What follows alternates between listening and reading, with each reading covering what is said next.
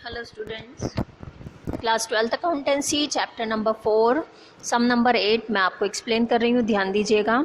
ए और बी 2:1 के अनुपात में लाभ हानि का विभाजन करते हैं।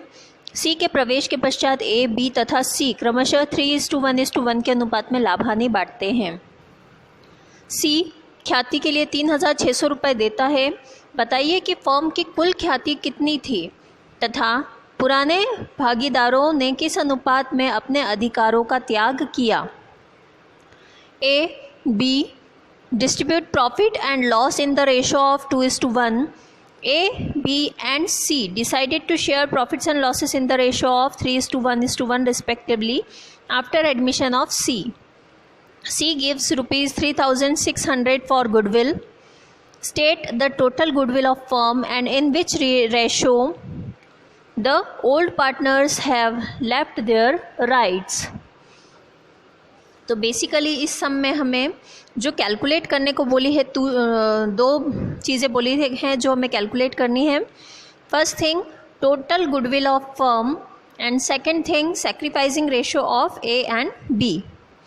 वेरी सिंपल, हमें ए एंड बी का सैक्रिफाइसिंग रेशियो कैलकुलेट करना है और गुडविल। तो चलते हैं सॉल्यूशन की तरफ।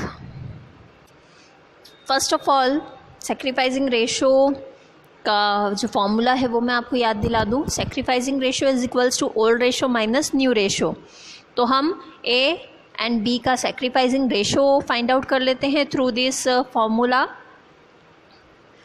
Old ratio of A and B is 2:1 यानी 2/3:1/3 एंड न्यू रेशो की अगर हम बात करें तो ए का न्यू रेशो है 3/5 एंड बी का न्यू रेशो है 1/5। तो हम कैलकुलेट कर लेते हैं sacrificing ratio. First of all sacrificing ratio of A, तो ओल्ड रेशो 2/3 में से माइनस करेंगे हम 3/5। एलसीएम लेके जब हम इसे सॉल्व करेंगे तो ए का सैक्रिफाइस आ जाएगा 1/15। As it is in same way sacrificing ratio of B, old ratio है 1/3 माइनस न्यू रेशो है 1/5। 1/3 में से 1/5 को माइनस करेंगे हम तो सैक्रिफाइस आ जाएगा इसका 2/15। Okay, so sacrificing ratio will be 1/15 is to 2/15, या हम बोल सकते हैं 1:2 के रेशो में ये दोनों सैक्रिफाइस कर रहे हैं। नेक्स्ट थिंग जो हमें बोला है फर्म की टोटल गुडविल कैलकुलेट करना। हमें सब में इंडिकेशन दिया है regarding goodwill. C gives rupees 3,600 for goodwill, यानी सी ने अपने शेयर के लिए 3,600 की गुडविल दी है फर्म को। ओके, तो हम इफ़ एंड देयरफॉर के अकॉर्डिंग भी इसे कैलकुलेट कर सकते हैं। Okay, so calculation of firms goodwill. C brings cash for goodwill rupees 3,600 for 1/5 share. Therefore, goodwill of the firm will be, कहने का सेंस है कि अगर 1/5 भाग के लिए C 3,600 रुपये गुडविल के लेकर आता है तो पूरे एक भाग के लिए फर्म की टोटल गुडविल कितनी होगी। ठीक है, इफ़ एंड देयरफॉर आप सभी को आता होगा आई थिंक, चूकी लगा के जो हम हिंदी में बोलते हैं जिसे।